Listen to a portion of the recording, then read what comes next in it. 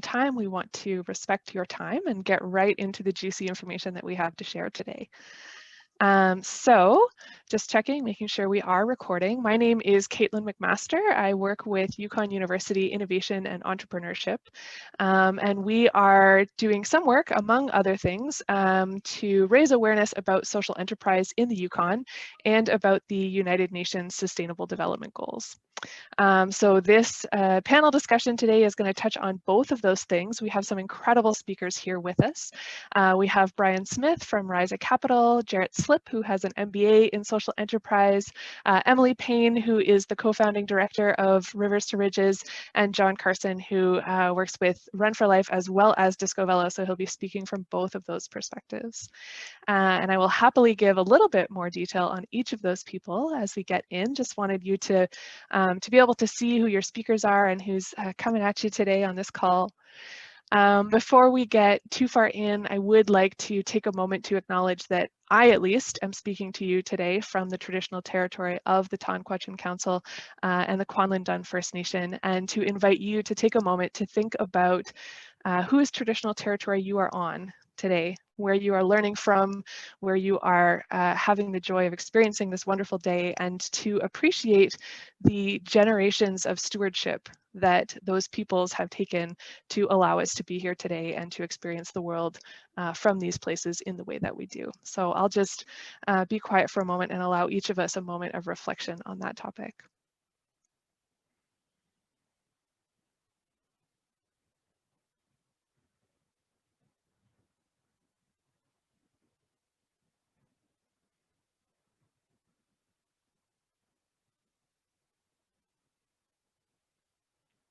I think this is particularly relevant as we talk about social enterprise, because this concept of stewardship or of sustainability or of the social and cultural and environmental health of a place are very relevant in social entrepreneurship.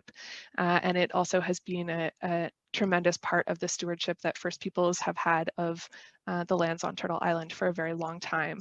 And I think you'll hear it come up in some of the speakers today, but I also wanted to acknowledge that all of our speakers today are white, or at least appear white. They may have other identities that they resonate with.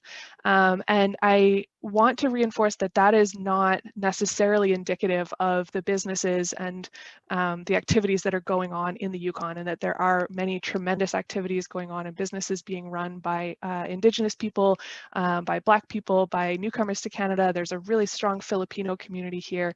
And so I just wanted to take a moment to acknowledge that the business support services, of which innovation and entrepreneurship at Yukon University is one, unfortunately are not doing as good a job as we would like to reach and support a broad range of Yukoners who are working on these important topics.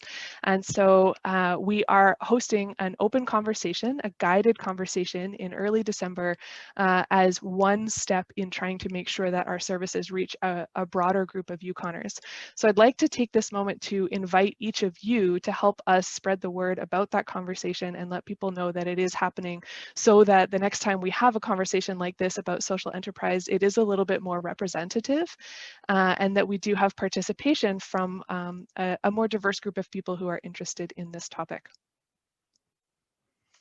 I will share links to social media posts and posters that we can put out about that conversation, and then I will invite each of you to share that within your networks and anyone you know who might be interested in contributing to that conversation. So let's get into social enterprise. I would like to start with a little bit of an introduction to the United Nations Sustainable Development Goals for anyone who is not familiar with that framework. It's not the only way to talk about social enterprise, but it is one way to talk about some of the important goals and objectives that social enterprises can play a role in helping to advance. So I'm going to share my screen for a moment and just put up the where are we here? Sharing screen. Here we go.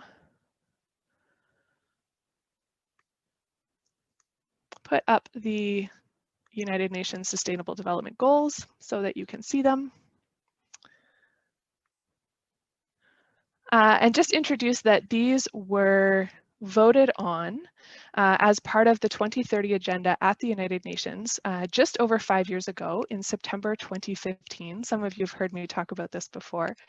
And these are not new. I do want to acknowledge, particularly in the context of what we were just discussing with Yukon First Nations and Yukoners generally, that a lot of people, a lot of Indigenous people, a lot of settler communities have already acknowledged the importance of these topics. When in September 2015, the 193 nations in the United Nations General Assembly voted to adopt the 2030 Agenda and these 17 sustainable goals, these were not new topics. They were things that were already important to a lot of people around the world, and they were things that a lot of organizations, a lot of governments, a lot of community organizations had already been working on these important topics. What these 17 goals represent is a shared language and a shared political will and an agenda, a sense of urgency, a sense of these 15 years between 2015 and 2030, saying these are the priorities that we are all going to band together and work towards. And within these 17 goals, there are 169 targets and thousands of KPIs that really guide us in measuring and talking about how are we making progress on these things. The other thing that I'll flag is from 2000 to 2015, these 15 goals were preceded by the Millennium Development Goals, and we do actually have an incredible track record of global progress on those goals. And one of the key differences between the Millennium Development Goals and these 17 Sustainable Development Goals is that the first set, the Millennium Development Goals, were really targeted at less developed countries and trying to increase the standard of living for the folks who had the least resources in the world and the most poverty, the most disease, the most hunger. The Sustainable Development Goals are an invitation for every country around the world, regardless of how developed they consider themselves to be, to take a look inward and say, where are our growing edges and how can we do even better for the environment, for people, for health, for culture, for inequality, for economy, for access to resources and education. So these 17 goals are meant to be comprehensive. They are meant to include all of the things that are important to all humans around the planet. And so I do want to recognize again that these are not new, they're not top-down handed to us by a government or an intergovernmental organization. They are a reflection of the things that were already important to humans around the world. And they are an invitation for each of us to focus and to maybe communicate with each other within our countries or communities or around the world using some shared language and some shared, hey, you and I have this priority in common. This is important to both of us.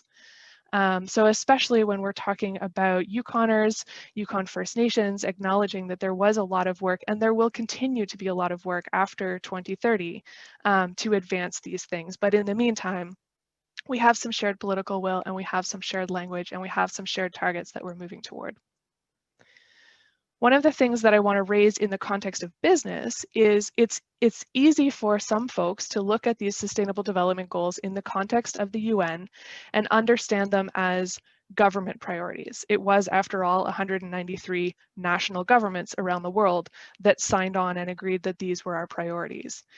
It's also easy for some folks to look at these and see them as charity or philanthropy or NGO priorities.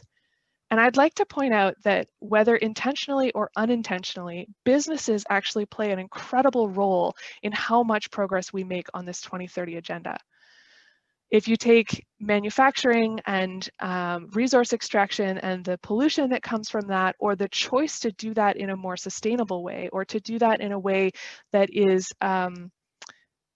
when we look at sort of human rights and employment conditions and opportunities for economic advancement, the choices that businesses make, either to do things purely from a profit perspective, or to also think about the environmental, social, and cultural impacts of the decisions that they're making, will influence how much progress we make on each of these 17 sustainable goals.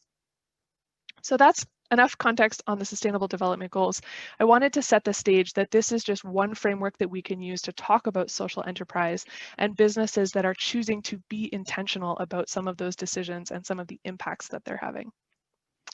So I'm going to stop sharing my screen now and turn it over to Jarrett Slip, who, as I mentioned, has an MBA in social enterprise and social finance. And he's going to give us a little bit of an overview on what social enterprise is, where we are in terms of a definition, where that's going, what the key components are, and that will frame the rest of our conversation today. Hi, everyone. Great. Thanks, Caitlin. Yeah, I'm going to share my screen as well here and just kind of go through a couple visuals and go from there. So let me just do that.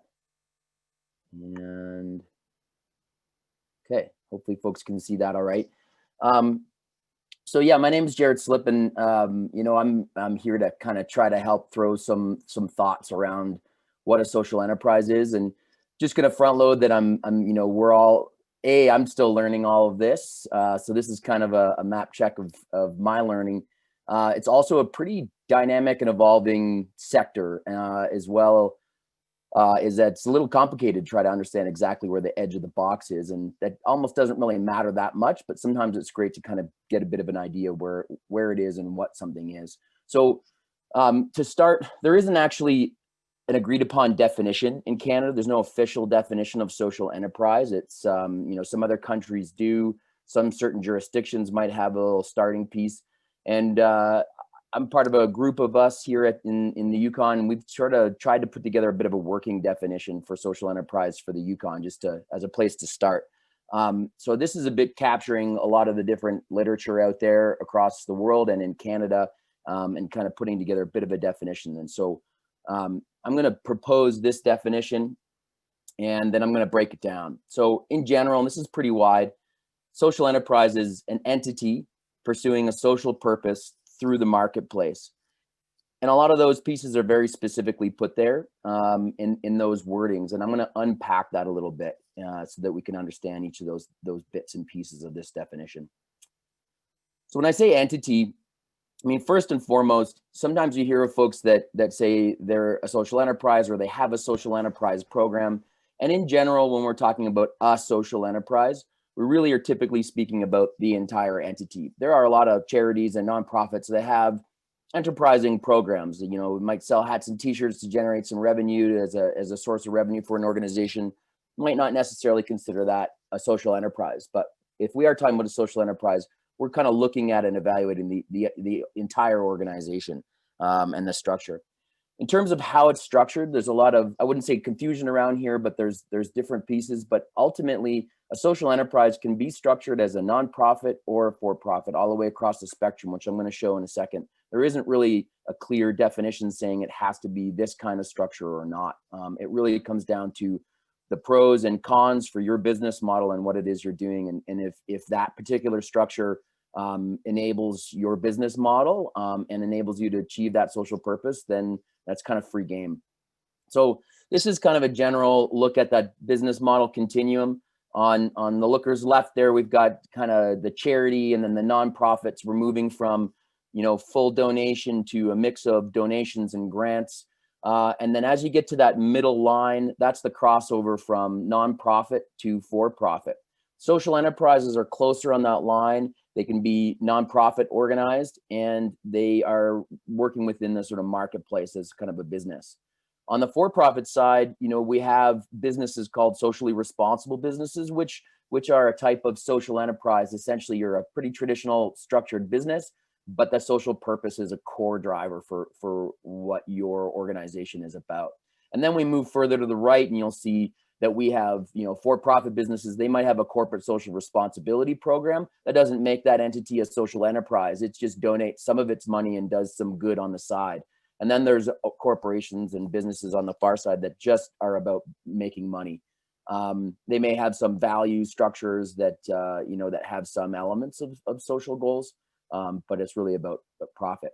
And then you'll see down there in the bottom, there are some hybrid for-profit structures, some structures that are on the for-profit side that allow you to actually hold the social purpose,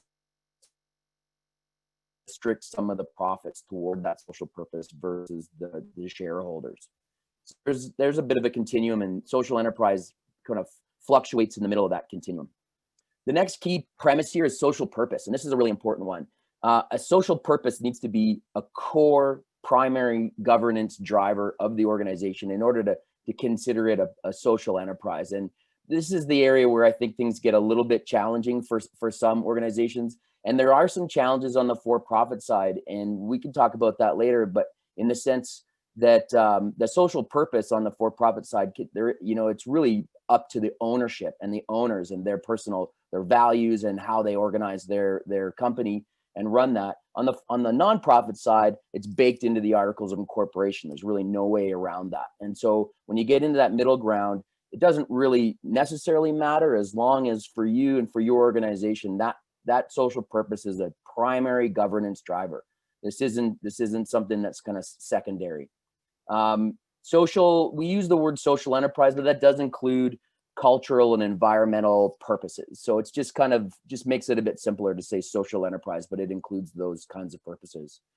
And so really that purpose needs to be, and it's about a really significant impact. And I want to make that clear. It's not about a marketing strategy. And there are, let's just take, for example, your kind of classic fair trade, free trade, or, coffee company. On the surface and the marketing strategy, it might really come across as doing good and it's about this social purpose, but probably fundamentally it's about making money first of all, and those elements are more of a marketing strategy. I'm not saying all coffee shops are not social enterprises. It really just comes down to how much does that social purpose actually drive your governance and how you make decisions on a daily basis. So this is a bit looking at that spectrum again. In the far left, we've got social purpose with a social strategy. It's really high priority about social purpose and not really about any financial returns. Where in the middle here, that social enterprise, the hybrid corporation, social purpose business is a blended bottom line. So it has a social purpose pretty high up there, using a business strategy, and the financial bottom line is really important as well. And then you get off onto the far right, and it's really financial purpose with a business strategy. So social enterprise is in that kind of middle ground. Now, finally, the marketplace. This is really key to being a social enterprise. I mean, ultimately, you have to be, if you're a social enterprise, you are operating within the marketplace. You are selling a good or a service to the free market. You don't have captive audience. I mean, you are trying to sell your wares like any other business, and baked into that business model is the good. In terms of the beneficiary of the social purpose, it may be direct or indirect. Direct could be the actual clients that are buying the goods, or maybe the employees that are working at the store to gain employment experience, or indirect. Let's say you run a business and you do it in a certain way, and the money that you generate is directed toward that social purpose, whether that's a nonprofit that owns a for-profit social enterprise and generates all that profit is a source of revenue for the nonprofit. So earned revenue is a primary source of funds. And this is really key. If you're a social enterprise, you're not just having a little bit of earned revenue on the side and mostly grants. It's probably more than 50%. Again, there isn't a defined piece there, but this really is about, if you're a social enterprise, this is your primary source of revenue is the money you earn in the marketplace. But there are many models where you may get grants, donations, subsidies, credits, donations. There are lots of ways to get some extra funds in there to help offset some of the social costs for that social purpose. But that would be sort of secondary to the marketplace earned revenue. And the really great thing about social enterprises, the exciting part for me, is the marketplace offers the power of scale to impact. And that's a really cool part to what social enterprise is about. I mean, if you think about how, traditional free market corporations might work to scale that goal of getting more and more and more money. If you're a social enterprise, you take that same power and you make the finances work, but you direct that scale power toward the impact. And how cool is that if we could actually exponentially grow the impact through the marketplace by using a social enterprise model? So ultimately, that's where we're at. That's kind of a working definition. It's not the official definition out there in the world, but I think this is a pretty good one to give us an idea of what we're talking about. So I'll leave it there. I'm sure we'll have a chance for questions, but I'll let Caitlin take it back.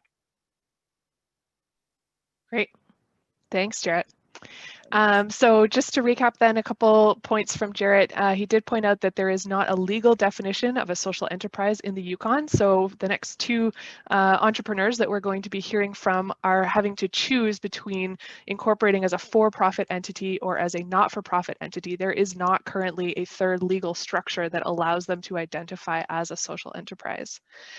So the first entrepreneur that we're going to hear from is Emily Payne, who is one of the co-founding directors of Rivers to Ridges, which is a local business that is focused on education and indigenization and what that means in terms of on-the-land experiences. So I'll let Emily talk a little bit about her business and about the decision to be a social enterprise and how they integrate that. Hello, can you hear me? Great. Thanks, Caitlin. Thanks, Jarrett. That was a really great overview and super clear in terms of laying out what social enterprise looks like. And I really like that definition. It's nice to land on. And yeah, so for us, Erin is my co-founder, and the two of us met some years ago, probably 5 years ago. And when we met, we learned about each other that, hey, like we have the same passion for working with young people on the land and the outdoors. And through that shared passion and mission, we decided to start a venture where we could offer programs and services to people to help connect them to get closer to the land. And the most important thing that we, in terms of the founding of our structure and our business, the most important thing for us was to situate ourselves on the land, because both of us being of settler background and not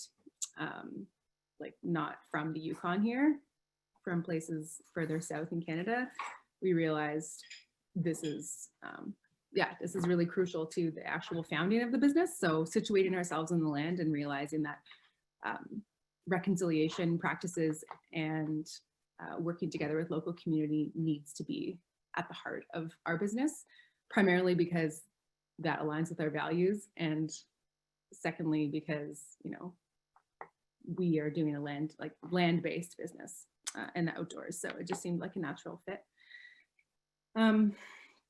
So we spent a lot of time in the beginning stages of our business trying to figure out what was the right organizational structure. And to be honest, it probably took us longer than we needed, but we probably took about 1.5 years to actually decide, whilst running programs under Jared's mentorship. We were lucky enough to work with him in the early stages to figure out, okay, like, what are we doing here? Are we a standard business? Are we founding a society and becoming a nonprofit with a board? And we started as a partnership with the two of us. And then the more and more we worked on the ground with kids, we decided, okay, we need to, for liability reasons, we should either become incorporated or go the society route. So basically, I think the biggest factor that helped us make that decision was actually when we were doing the incubation program, and Jarrett was supporting us through that. And I remember Jarrett, you said something to us, which was like, we were working on our budget, basically had laid out one of our programs and looked at our overall organizational budget. And I think you said, like, hey, if you can run your services and programs without, like, when you break it all down, all your costs, if you can run without needing to have additional support, you can do that within the framework of the market with using market tools, then go for it, because it will give you more freedom in the long run in terms of business decisions and adapting as you go. So yeah, once we did that, we realized, hey, like, additional support would be nice to offer certain kinds of add-ons or like benefits. So seeking additional support would be super helpful, but not a requirement for our operations to run. So that kind of put it over the edge for us, realizing like, hey, we can do this without necessarily going the nonprofit route. So we decided to incorporate from our existing partnership. And then from there, realized that we had been completely driven by social purpose up until this point, that it had been the context of the way that we were founded. And then furthermore, that it seemed kind of like a natural fit because those values and that mission was driving what we were doing already. So realized that we kind of decided to, I guess, brand ourselves as a social enterprise based on, you know, some advice, and also that that's kind of how we were operating. It felt like it fit. Yeah, one thing that was, I wanted to just briefly mention, one thing that was, we found helpful in the decision-making process was some of the pros for us to not become, or I guess to choose to stick as a business, as a social enterprise, were in general less administration time. So all the finances that we found as a society, that would be probably taking us more time than we wanted to. At the higher level, not having a board to report to seemed like a nice thing, as we were so used to a particular kind of structure to begin with. And then, like I said, that adaptability and flexibility to pivot our model and say, hey, like we would like to offer a different program, or expand our services to this kind of consulting work, and we could just do that. Yeah, so right now how it works is basically we have, and Caitlin cut me off anytime if I'm just chatting. Right now we offer service like programs, summer camps. We're working on opening the Forest Preschool, which is hopefully going to open in the new year, and other kinds of custom designed programs, which are on the land, typically with young people. And then we also do consulting and educational writing. And then also some custom trainings. But basically, that more of the consulting work that we do is a higher revenue generator than some of those like locally focused programs. So what supports us to operate as a social enterprise is those higher revenue generating programs are able to bring in more revenue, which we can help to offset some of the costs of our other programs. So I think that was also a turning point for us, learning that, hey, we can offer this kind of service, which can help support and go back into the community. Yeah, so that looks like, for us, that looks like a bursary fund to help lower income families. It looks like, yeah, inviting elders and First Nations knowledge holders to be part of our programs in a bigger way. Yeah, and then even as a, yeah, I'll just stop there. Yeah, thanks, Emily. It's really powerful to hear about the social purpose that drives you and why you feel that's important, and then how you've used the business model to help you achieve that purpose and give you the flexibility to continue to adapt as you go. So the next entrepreneur that we'll hear from is John Carson, who is a director of Run for Life, as well as the chief operating officer of Disco Velo. So he has this interesting perspective of having one foot in each world, where Run for Life is a not-for-profit that has a revenue stream, and Disco Velo is a for-profit business. And both of them are working around social purpose of physical health and mental health, and helping folks to be healthy and well in that really well-rounded way. So John, fill us in, let us know. Thanks for the intro. You took half of my paragraph right away, Caitlin. I direct Run for Life. We've been around for almost 20 years, formed as a society in Ontario when I moved to the Yukon about 7 years ago, and kind of pulled our programming with me. We do programs at the local, national, and international level.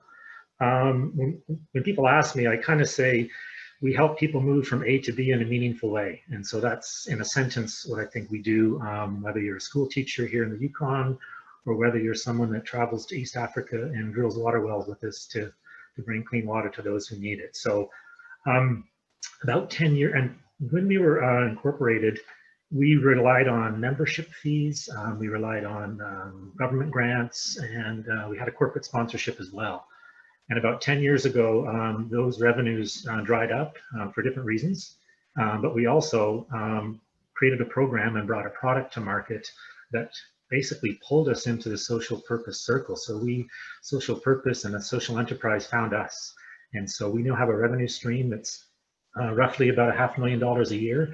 And from that, the bottom line from our organization can then support our programs at the local, national, international level. So we've kind of lived this progression from a society into a social enterprise. And that's where I'd like to kind of segue into the work I do with Disco Velo, which is certainly not a nonprofit. We're incorporated as a high-tech, high-growth tech startup here in Whitehorse. I'm lucky enough to be through the business boot camp at Northlight, where we kind of honed our skills and learned what it might take to kick off a business. And one of the early exercises we did was my founding partner and I, Scott Kesey, we went through an exercise on what values were going to drive us. And we really looked at things like health, fitness, having fun, creativity, and making a difference. As Caitlin had said, our actual social purpose is to help people better understand their emotional and physical energy. And so our software application will help people move better, learn more. And so that is our social purpose. And so wrapping up our kind of startup company with a social purpose really made sense. It got us out of the gate. It certainly helped conversations to get us funding, great support from UConnU, INE, and it just is a big door opener as we talk to people about growing our impact to say that we are a social purpose and that we walk the talk. So that's enough of an intro. More to come. That's great. Thanks, John. And as John's alluding to, we do have some questions kind of pre-populated. So I'm gonna pepper these folks with some questions, one of which really is how we communicate about the work that each of these organizations is doing and how their social purpose changes their eligibility for certain funding and financing options. So on that note, we're going to turn now to Brian Smith, who is the CEO of Risa Capital. He is himself an experienced entrepreneur, an impact investor, and has helped to create the structures and organizations that make impact investment possible in a couple of locations now throughout BC, and he is working with UConstruct and UConnU Innovation and Entrepreneurship to create a structure like that in the Yukon so that we can invest in impact-driven businesses here. So Brian, we'd love to hear from you. What is important as an impact investor, and how do you consider impact alongside profit? Thanks, and hi everyone. Sorry, Caitlin, do you mind if I just give a little bit of background on Risa before I jump into that question? Okay, so because I think it's relevant to both the examples that have been provided and sort of the definitions that Jared provided and so on. So where Risa actually came from was we have an organization here on the Sunshine Coast called Community Futures, and you can think of it as kind of a community-based, it's a nonprofit organization that does lending to help with economic development. That organization was continuing to hear two big needs that were being unmet in our community, which was one, that social entrepreneurs and businesses that had a kind of impact thesis were having a difficult time finding the right kind of financing, especially in the early stage. And the second problem we had here was a whole bunch of people were saying, I wish I could invest locally, and I wish I could invest my money into businesses that I like, that I have aligned values with, rather than sending my investment dollars outside of my community to businesses that I don't align with, for example, oil companies and so on. So we built Risa to try and solve those two problems, to try and connect local and impact investors to local and impact businesses and entrepreneurs.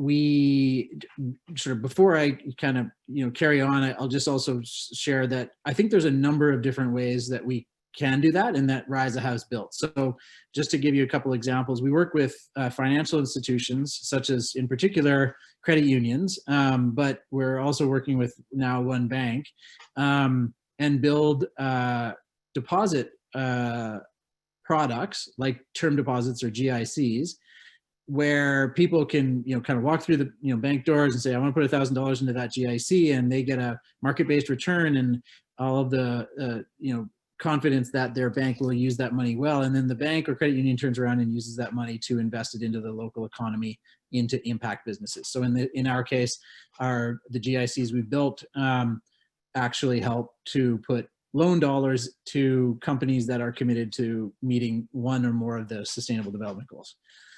So I think, we've built programs, products through the formal financial sector. We've, I think the second realm we work in is what I call kind of ecosystem building. And that's what Caitlin was referring to. We're helping to build local and impact-based investment funds in the north and in the Okanagan of BC and on Vancouver Island of BC, and then also in our local region here on the Sunshine Coast. We're also helping to build two other funds. One is with a major telecom provider, major corporation in Canada. It will be announced on November 24th, so keep your eyes peeled for that. And then another fund we're building is with respect to what the federal government has committed to, called LC3s, low carbon cities of Canada, where it said it was going to put $20 million into 6 different regions of metro regions of Canada. So Montreal Climate Fund, Ottawa has one, Edmonton and Alberta have a LC3, and then one in Vancouver, or in the Metro Vancouver region, where we're working with Simon Fraser University and some other partners to build a climate-focused urban impact fund. So that's a little bit more of the work we do is sort of build funds. Then finally, our third kind of realm of activity is that we have some impact funds in our own management. So we've built a co-op, community investment corporation, and a venture capital corporation now 3 times over to take people's investment capital and then deploy it on their behalf into impact businesses. All of our investing is aligned with the Sustainable Development Goals. We think we're the sort of suite or the menu of offerings to investors allows for quite a diverse set of investors to get involved in financing, impact and social enterprises. And we think we have, because there's a whole kind of diverse market of investors, there's also on the flip side of those coins, a diverse types of financing necessary for social enterprises. Some of them need, very early stage equity. Some of them need more like late stage commercial debt, and then everything in between. And there's a whole bunch of different sort of finance structures that one can build and deploy so that it meets the needs of both the investor and the social enterprise, rather than everybody trying to fit into one whole, and even if they're regardless of their shape. So that's the sort of background on RISA. I will also just say as an aside, as this kind of afternoon goes on, I also own a social enterprise. And so a lot of my experience will come from that perspective. I own a brewery called Persephone Brewing Company. And it is a farm-based brewery. And so we are very much a social enterprise. In fact, Persephone won Social Enterprise of the Year a couple of years ago because we employ people with disabilities. We are farming for the sake of both food and the environment, and beer is our kind of revenue engine to make that all possible. So I'll also share a couple of stories about that if you like as well. Okay, so now Caitlin, your question was, sorry, why people care about it, or did I touch on it already? Yeah, it's fine. It was just meant to be a opportunity to open the floor to you for whatever you wanted to open with, and to chat a little bit about impact investing and what's possible there and how it differs from what we might consider to be more traditional mainstream equity investing. Sure. So just real quick on the differences, similarities and differences. I don't I don't think we should get too hung up on that. I don't want to. I think most of us who are working now in what I would call the impact investing field, we don't want to be marginalized from the traditional and mainstream financial sectors. Because it will only ever remain out there on the margins. The fact is, we want social enterprise, social purpose organizations, and other sort of hybrid models of those entities to be financed, because they have extra value for investors, and because they're a safer bet with respect to, financing from an investor's perspective. So, I think the similarities are we can get the same kind of rates of return, financial return, that any, sort of market products have, or investing products have, similar levels of risk. And some could argue that entities like John's and Emily's are actually a lower risk, and I'm in that camp. I think the one thing that might differentiate impact investing, I think where it currently is, because it's only sort of in the sort of 10 to 15 years old, is that the scale is rarely above tens of millions of dollars. Like, it's rare to find true social enterprise financing deals, transactions that are anything more than kind of low millions, and anything bigger than that really is traditional investing activity that has an impact bent to it. And so I don't really want to spend too much time on differentiating, because I really feel like they're kind of the same, one in the same continuum, and that all we're trying to do is figure out how to finance the sustainable development goals. Great. Can you talk a little bit about how the sustainable development goals play into your decision of who you finance? So we, it's kind of as simple as if somebody wants to get financing from us, they have to identify which SDG they're working on, and which of the indicators underlying that respective SDG they are going to track as a metric of success. So, somebody chooses, zero hunger, then and tell us that so we have a company called Food Mesh. They take food waste that grocery stores would otherwise throw into a dumpster, and they collect it. They send the perfectly edible food over to either food banks or restaurants or value-added food processors to get eaten. Or if it's not edible, they send it to farmers for livestock feed. Or if it's not edible by animals, they'll send it to compost building facilities, which of course add airability to our regions and sequester carbon. So Food Mesh says, well, we're gonna contribute to the SDG that is zero hunger. And so we're going to get people fed. So they track the number of people who get access to food that might not otherwise get access to food. They're also tracking, sort of climate related indicators, such as how much food is going into, is kept out of the landfill, which would only contribute to climate change, but instead is being sequestered through carbon or feedstock. So those are a couple of examples how, you have to identify that you're working on an SDG and tell us what indicators you're going to track to prove it. Great. Thanks, Brian. So those are our panelists for today. We do have some questions kind of pre-populated, so I'm going to jump through those. For those in the audience, if questions are occurring to you, feel free to pop those in the chat and we'll do our best to incorporate them. And just a reminder that we are recording this. We do want it to be accessible to those who were not able to join us live at this time. So please bear that in mind and keep in mind your own comfort level with having your video on or speaking up in the call.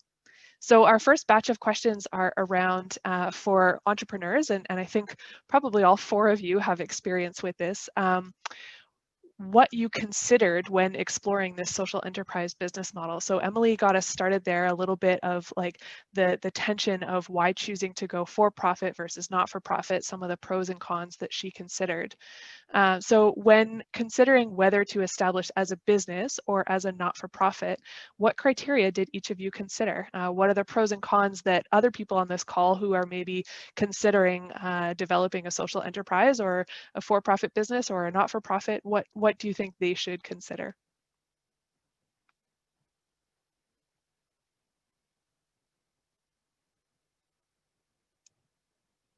Everyone's polite and no one wants to go first. Emily, do you have anything to add to what you've already shared? We'll start there. Yeah, I was just realizing I pretty much touched on that question already, but That's great. Yeah, I mean, I sort of laid out some of the things like the lower admin time, not having the board to report to, and then being able to adapt and be flexible. Yeah, the other thing that that was really the backbone was realizing that if we had this other driver of revenue that could help to support our social mission, then and even if it wasn't like necessarily how most people knew our business or how we were branded, like, hey, we happen to do this other kind of work using our skills, that feeds into that social mission. And so that was, I think, for us, just finding that balance made the model makes so much more sense. We're like, oh, well, now this isn't like, it's, of course, versus feeling like what were the downsides for you of that held you back from an immediate slam dunk of, yes, we're going to go the business route? I felt like our budgeting was still pretty tight in terms of just like offering our dream programs only. And realizing like, oh, like it would be great to have access to these grants to be able to support this work. And whereas many people already thought that we already were a nonprofit because of our social mission at the heart. So I think that was the big one. Okay, thanks. John, you're unmuted. Do you want to jump in here? Sure.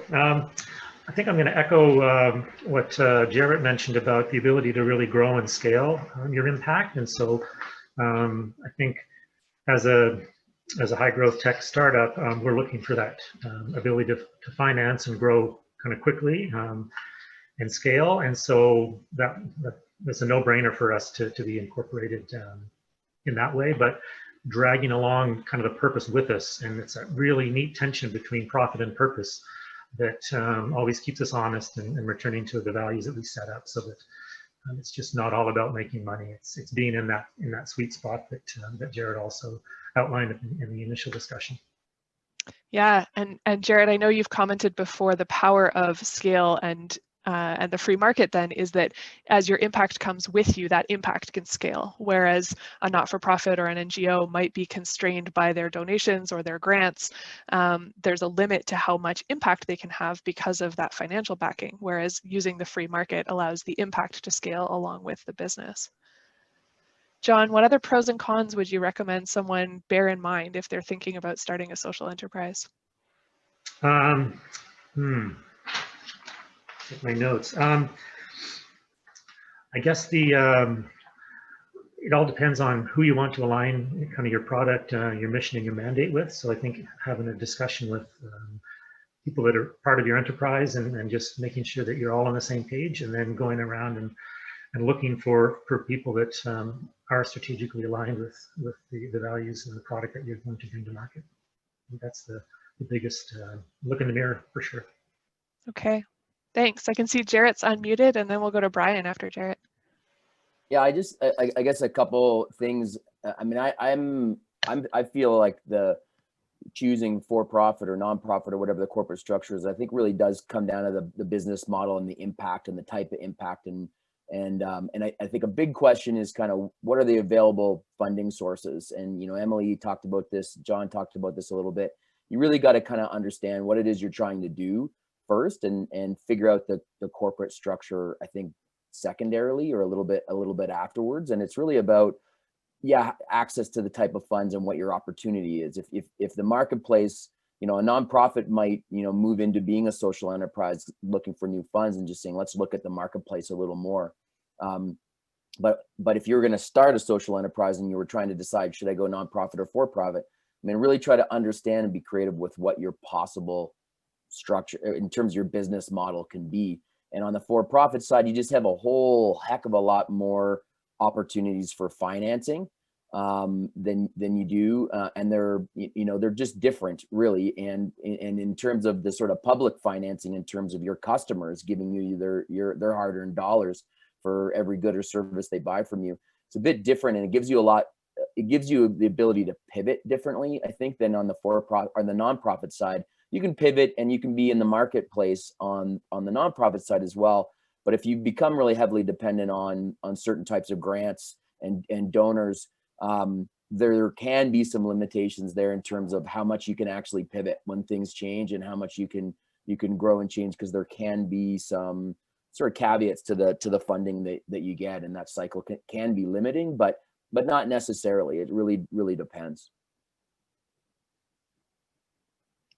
Thanks, Jarrett. Brian, do you have anything to add from your experience as a social entrepreneur or as an investor? Not too much. I'll just might resonate with Jarrett's message of, it depends on a bunch of factors and kind of where you're coming from and the kind of financing you anticipate needing, how big you're going to get. To John's point, but I think Jared's central note about, decide what you want to do, and then figure out what the sort of form should be with respect to legal structure, capitalization structure, with respect to your revenue model, et cetera. But figure out what you want to do first, and the rest will, I think, be able to follow suit. Great. And one of our audience members has asked to say a word. So Stephan, do you want to chime in on the pros and cons of different organizational structures here? Yeah, so I have a bit of experience in this. I started a for-profit business before, but it sort of had a social mission. And however, I think just over time, learning what you're good at and what you're not good at, and helps you kind of refine that revenue model. So I was out there patenting technologies, and I was trying to go the very traditional route of selling to high value clients like oil and gas, military, police. And it just wasn't in line with what I started the company as.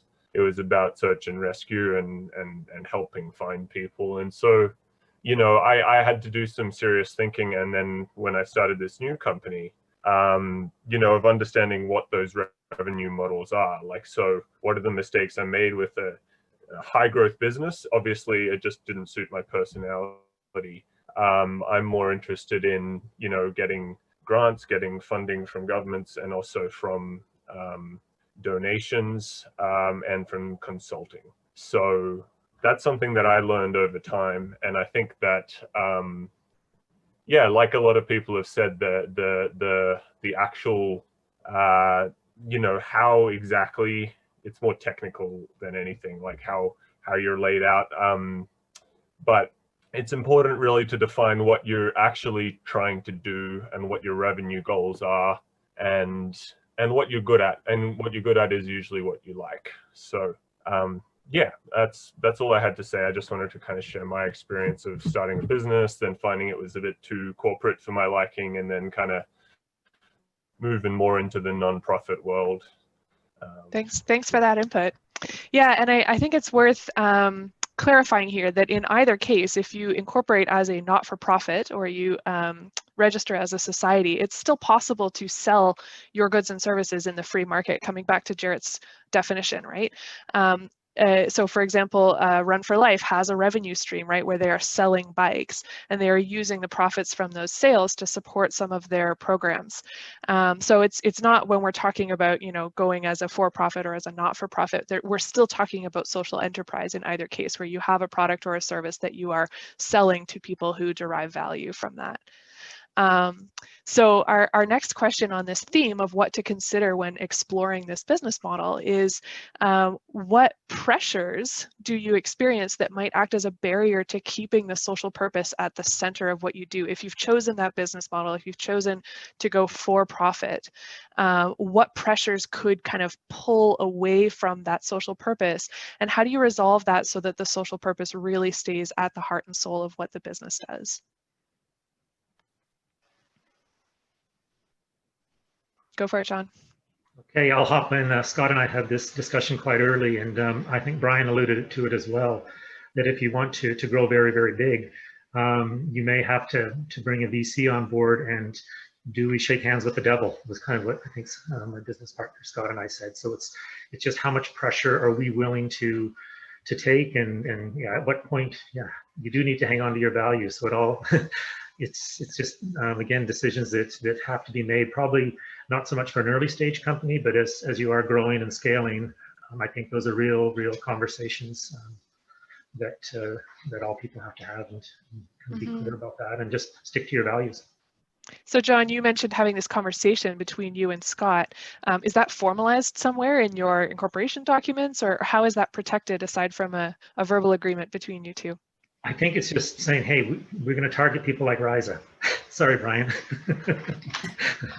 And that number of mentors and advisors say, yes, you can probably get $10 million, but then that investor is going to have a board seat and they're going to squeeze you really hard. And we, as a company, were founded about preserving mental and physical health. So to bring on that much pressure just for the bottom line didn't make sense from our value kind of standpoint.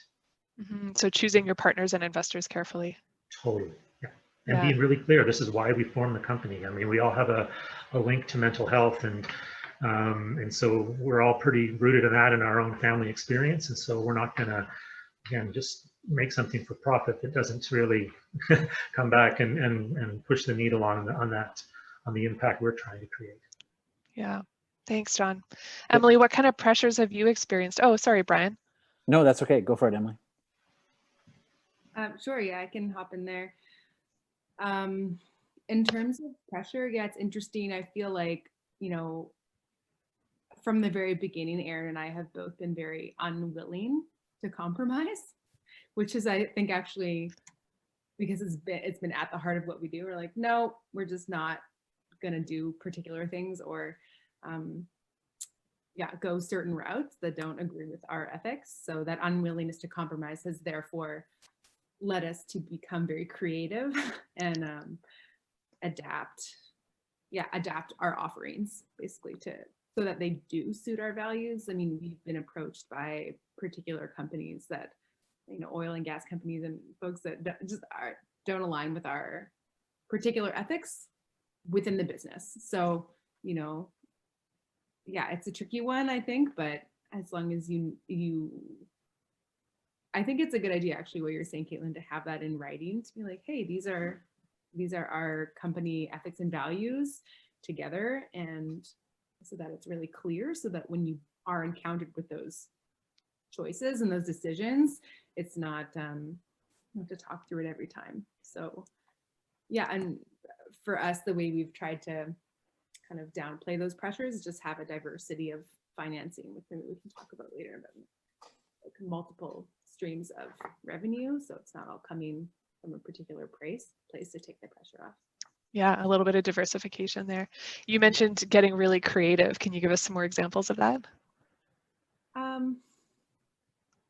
Just like really sitting down and looking at, again, because of that adaptability, because we have that freedom of adaptability with our structure, like sitting down as a team and deciding, okay, like what are the skills that we have, and what particular work do we see as being, you know, income generating using the market.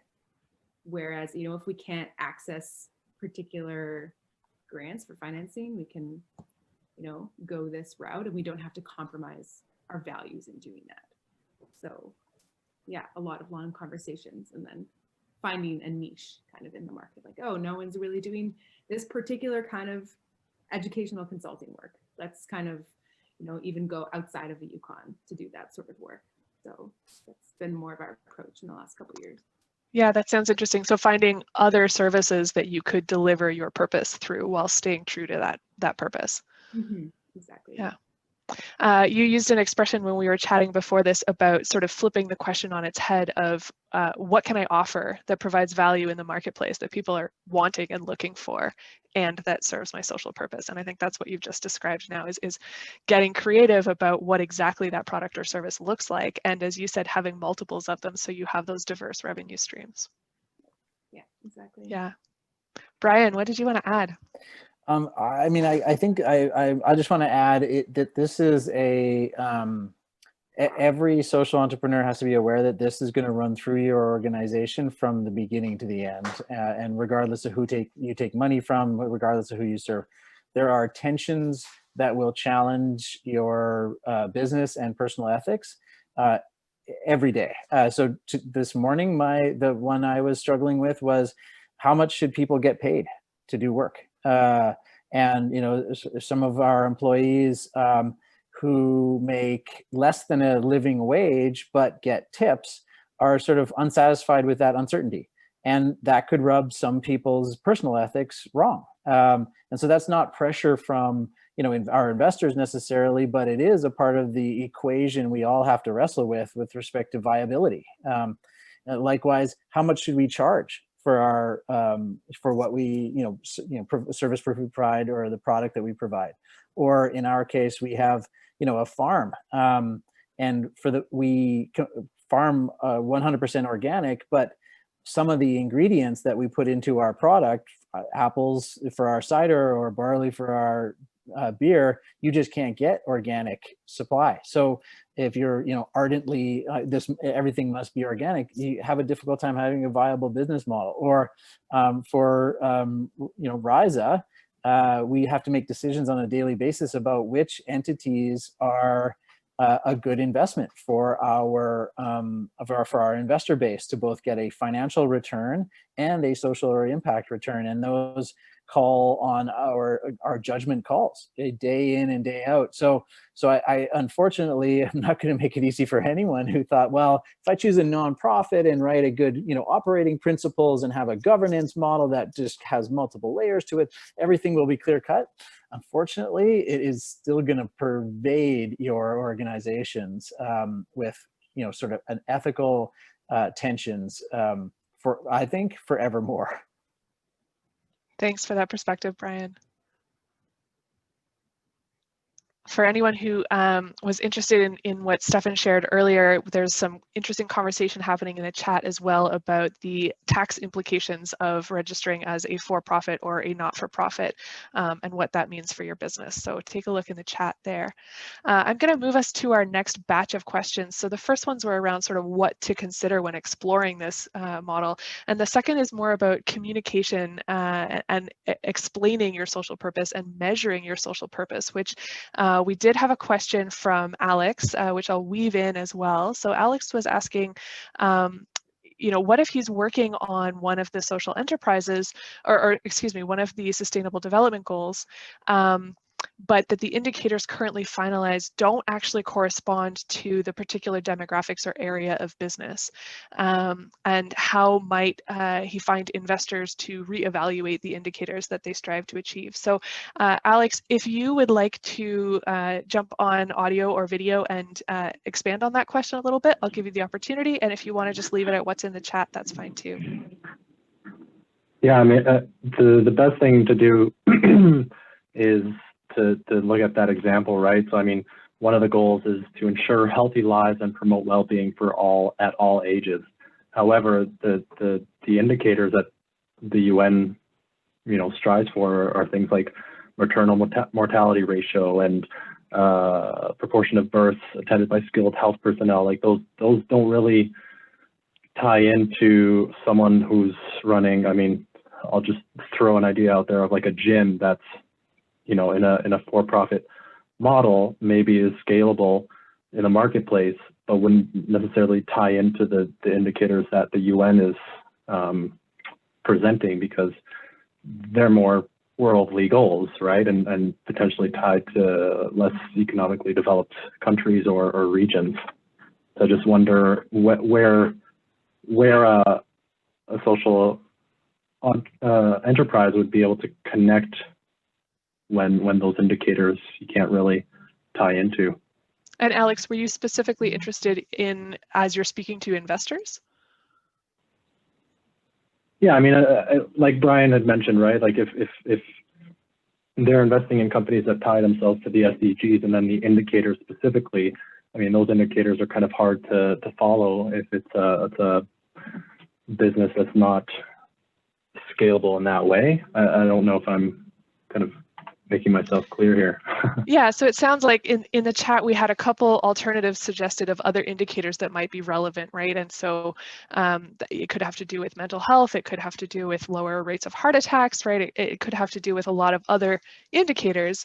But I guess, Brian, the question for you, you know, if someone makes a compelling case about how they are contributing to healthy lives, but their indicators don't align with the SDGs, how would you handle something like that?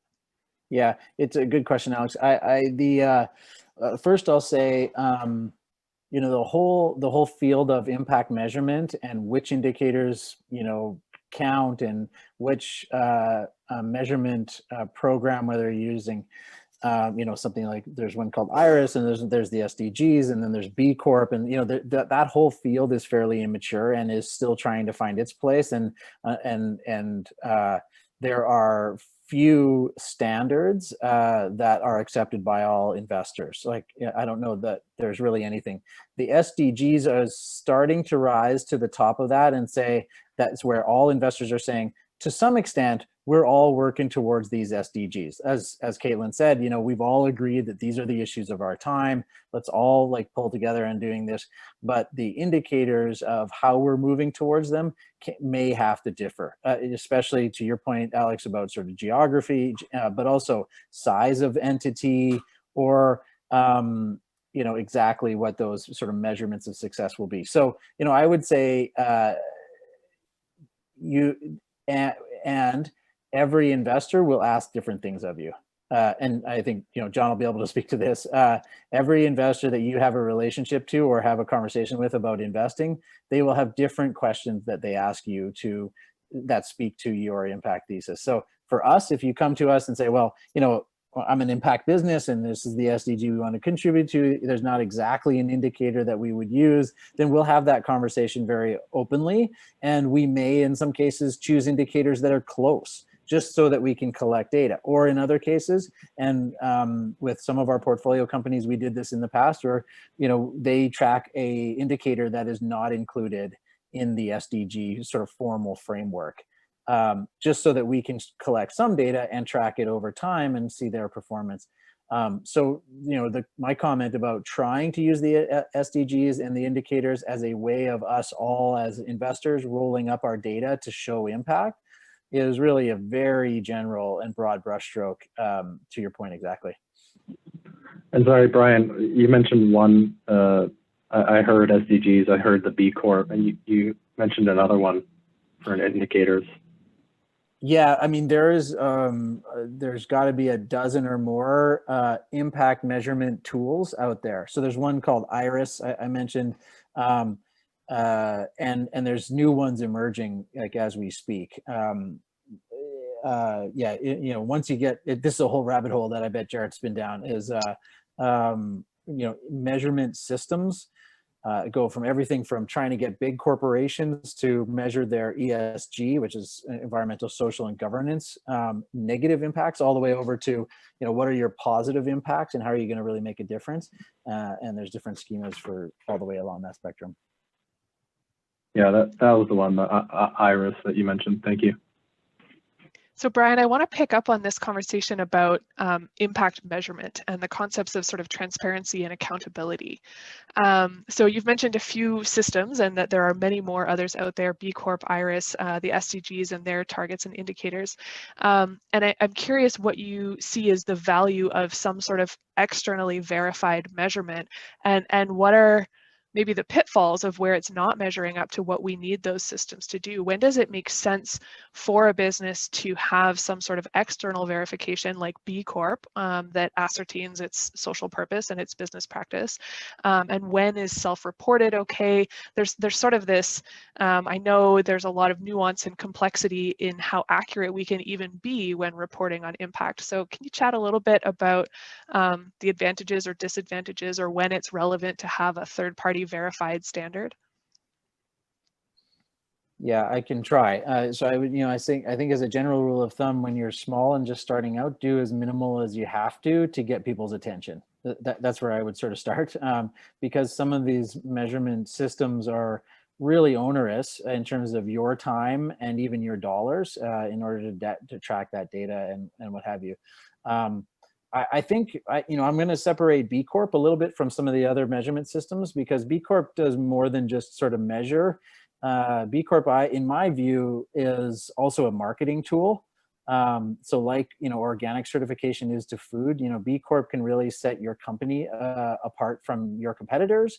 And even in, you know, sort of in a regional context of, so for example, like for some reason, Persephone is still the only B Corp certified brewery in Western Canada. And I genuinely think that's how I brought on half of our 160 investors. And many of our customers are loyal to us because of that B Corp certification. So you can, you know, really leverage that. The other thing that's nice about B Corp that I don't think other measurement systems do is it really helps with employee retention and sort of stakeholder engagement stuff. Like, so it really kind of shows employees why you care and what you care about, and that you're, you know, committing to this, and to have a third party, you know, an external, if you will, kind of verification that your company is doing well, really kind of drives it home for all your stakeholders, whether your customers or your investors or your staff. In terms of the other measurement systems, I mean, this, I think, is really should be a function of how big you are. So once you're quite large and are trying to attract in the, you know, high, you know, like double-digit $1 million types of investments, you need a very robust data collection and measurement system. Otherwise, you're not going to get the right kinds of investors. Just they're that much more sophisticated, that much more demanding. And in order for you to be really kind of mature as an organization, you should have access to that data anyway. When you're small, I think you just have to, not unlike how you're piecing together our, you know, our financial viability, you piece together your impact thesis and your story and your measurement thereof, and hope that the investors will be satisfied with that, and then just adapt and evolve that measurement as your, you know, partners and our community needs it, but not too early, because it can really be a drain on resources. Yeah, so you mentioned it's quite onerous to do some of this reporting.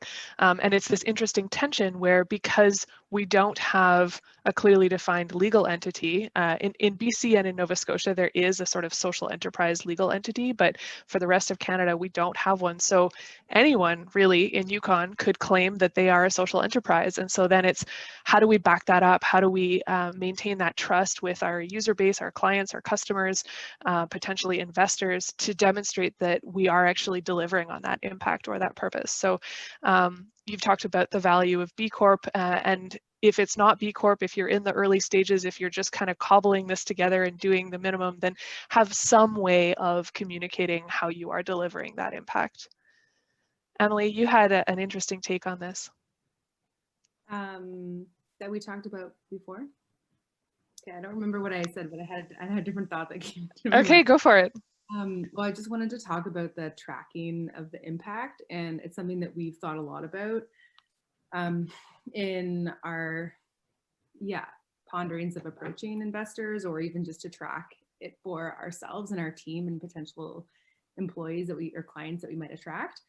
And just for the record, I really love the inclusion of the Sustainable Development Goals and thinking about how the work that you do can tie into that, and learning to figure out the tools to track impact that way. The other thing that we've done, basically, in the absence of actually making a decision of, you know, how in what exact ways we show the impact, we have kind of an internal tracking and impact stats spreadsheet that we use within our organization internally, where like every program we run or every offering, every client that we work with, we have a kind of a data set of, you know, who did we work with, like the revenue that came in, and then more specifically, like the amount of hours that we were on the ground, or the amount of, you know, specific kind of writing that we targeted, or specialists or elders that we worked with, so that, you know, at the very least, we can say we had this many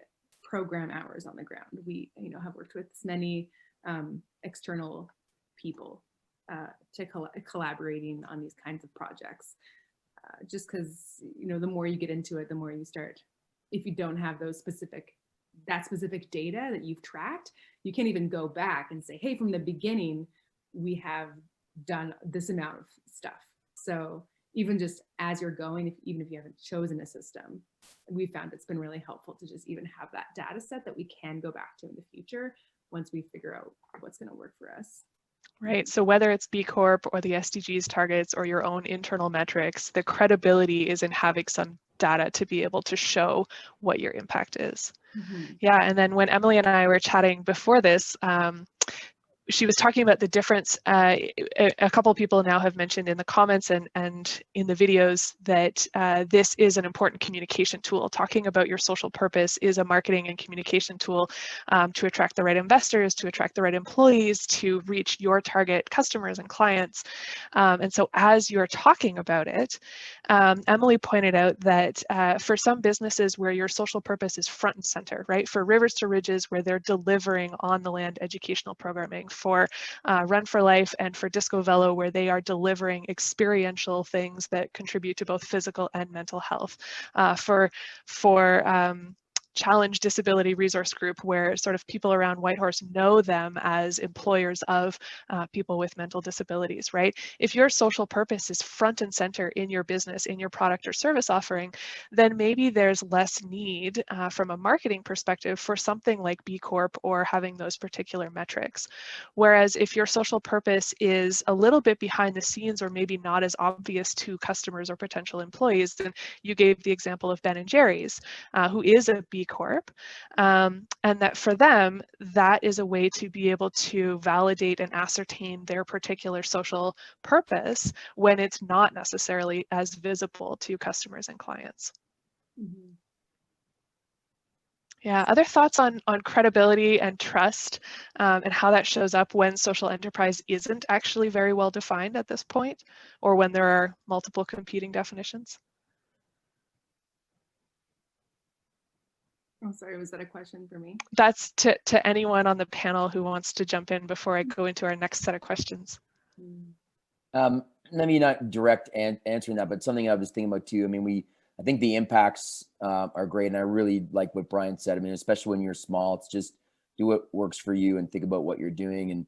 And I think there's one side, you're going to measure your impact, which is kind of maybe the more, less quantitative side. They're kind of harder to do, and you can find a pattern or a measurement and think about where you want to go, but it doesn't really matter as long as you kind of know what you're trying to do and you measure it. But there's also the more quantitative pieces, like just your finances. And I think I've seen a few models where organizations that do want to sort of measure that. Another measurement is your costs toward that social purpose, and you can split out your expense lines and even your revenue lines to your sort of business revenues and expenses and your social revenues and expenses. And it is helpful to kind of be able to like let's just use Challenge Resource Group, for example. I mean, they're running a restaurant. A restaurant's going to have particular costs there. You might have one staff on the burger flipping line and one supervisor, but Challenge is going to have probably 2 staff on that line and a job coach on top of that.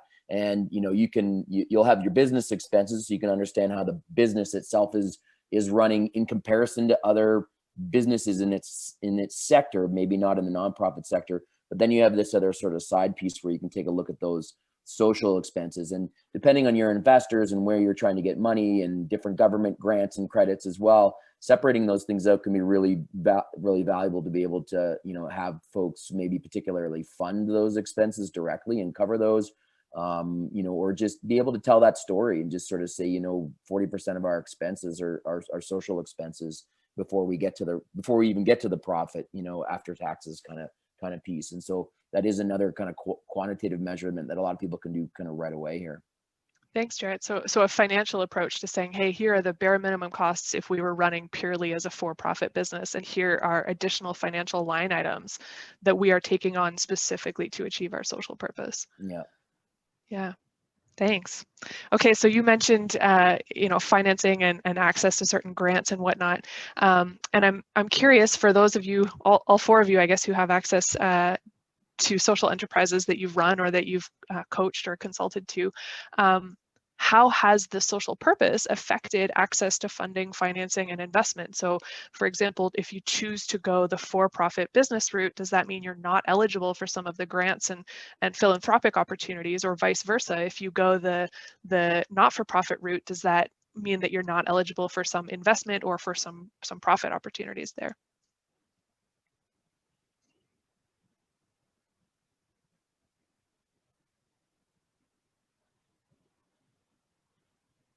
Speak a little bit about this from my experience.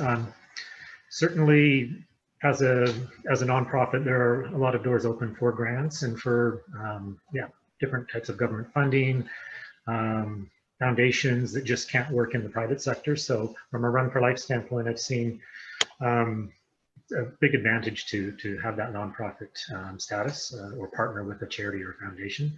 And again, maybe it's size. When you get to a certain point where you're excuse me, growing a little bigger and need the investment capital, then that, again, there's advantages on both sides. I think it's, and Emily talked about this as well, like which route you choose to go really depends on I think the variety or the type of revenue streams you have, how mixed they can be, and I think you have to be as flexible as possible is the best. But sometimes you just can't access certain grants based on how you're structured, and or investment opportunities as well. So some advantages to going the not-for-profit option. Emily, I know you mentioned some sort of creative solutions to getting investment in a for-profit model. Yeah, it's something that that was our biggest hesitation in choosing the model that we did, is, not having access to a lot of grants. Although we have found that there are grants that are available through certain foundations or certain groups that do fund businesses as well. So we've been able to access some kind of funding opportunities that are grant related through that, which involve the same kind of reporting as you would for a nonprofit. I mean, and then again, looking in that more creative realm, like accessing, I would say in terms of our financing coming in, it's a really wide variety. So that would be, working with First Nation groups and also government contracts as a chunk, and then again, those certain grants that we're able to access, which help support some programs to run. And then our family fees from our actual on the ground local programs. And then also corporate funding, which has been great for us. And specifically, what's been unique about that, we do have a local corporate funder that does support an aspect of what we do. And that's bringing in elders and knowledge holders into our programming. That's a specific socially driven part of, I guess, the work that we do. And they were really interested in supporting just that. So it's kind of another interesting way to approach funders or other larger business or corporate funders from that angle, saying like, hey, we would like to incorporate more of this into what we do. Can you fund this aspect of what we do rather than just, give us a big chunk of money? So kind of pitching it that way and then capturing that through impact photographs and kind of building that relationship with the funder to help them feel like they are making an impact. So recognizing there's an opportunity there with corporate sponsors who are maybe a little further to the right in Jarrett's spectrum, but they do have some sort of corporate social responsibility program, or they've got some sort of philanthropic or community investment arm. They want to feel like they are having an impact. And so you are the way that they can deliver their impact, and there's a funding source for you. Right. I think that's a fantastic model, and certainly dividing kind of your needs and your wants into and finding out, identifying who in the community locally or nationally or globally that can fund those is super creative, and it's a great route. There's a lot of great local businesses, local corporations that want to fund smaller businesses and people doing good work, and so it's really just about finding the right one and approaching with a pitch. Yeah. Cool. We have just under 5 minutes left in our officially scheduled time. So I wonder if we could get in 60 seconds or less from each of our 4 panelists, what are your sort of closing advice or comments for anyone who is considering this option, what they should think about as a social enterprise, what they should think about when approaching investors or impact investors, anything else, any wisdom you'd like to impart or share? John, you're on my screen, so I'm going to get you to go first. Perfect. I would hang out with people that are change makers and doing social purpose activities now. We learned so much in the small business boot camp at Northlight a year ago because we were in a room with people like John Gwynn Morris and Wendy Morrison, and this was their wheelhouse. So a lot of their insight rubbed off on Scott and I, and it's kind of now baked into our DNA.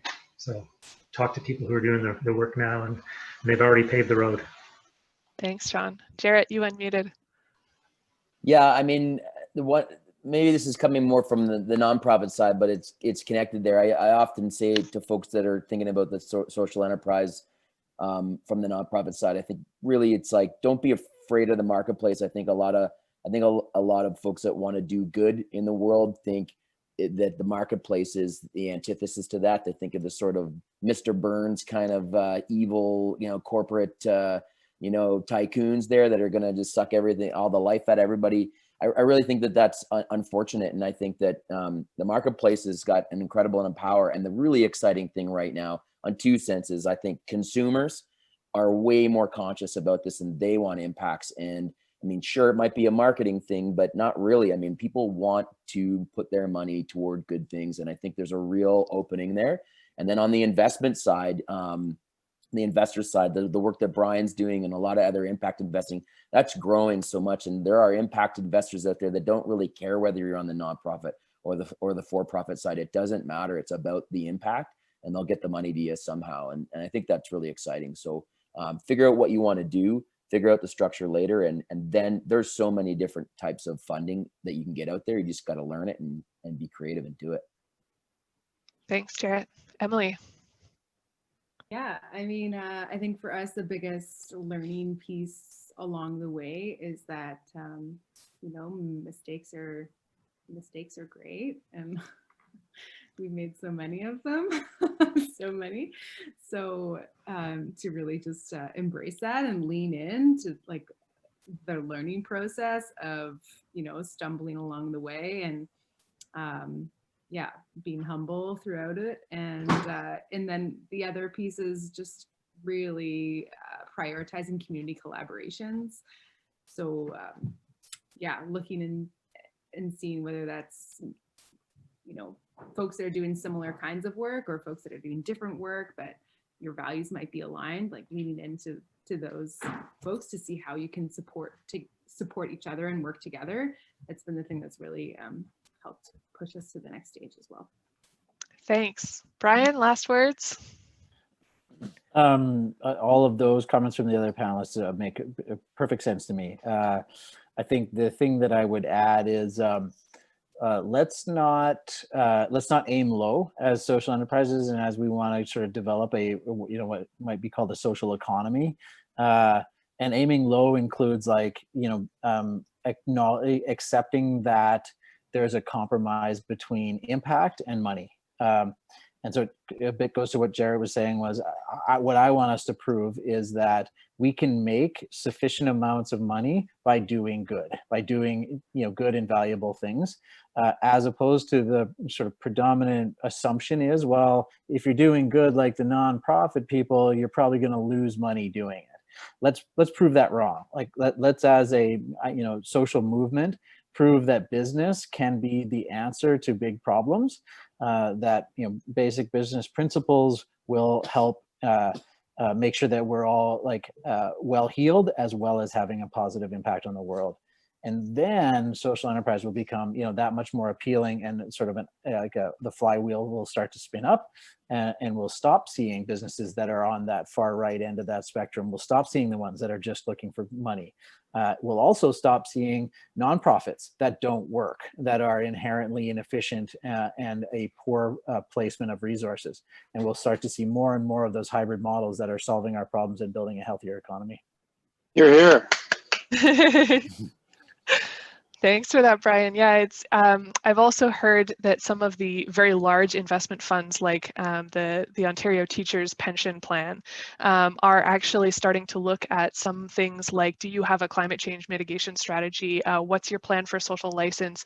Those sorts of things as proxies or indicators of good management of a company. And so, as you said, you know, this is not sacrificing profit. This is demonstrating good management that makes for more sustainable long-term profits.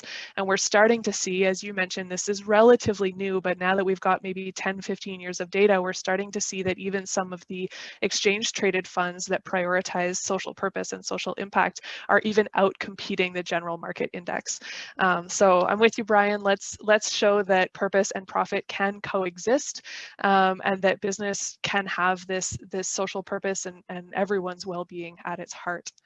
So thank you all for your time, for joining us for this panel, for fielding my questions. And if anyone wants to stay on the chat, I'm going to hang around for an extra 10 or so minutes and field any questions that I can. I'm not going to ask our panelists to do that, but if you choose to volunteer, that's up to you. And we've had some really interesting conversation amongst the audience members as well. So thank you all for sharing from your own experience and what you know of running a social enterprise or exploring a social enterprise from either of these perspectives, for profit or not for profit.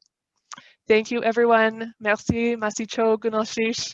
Have a wonderful day, and we'll look forward to chatting with you further about social enterprise.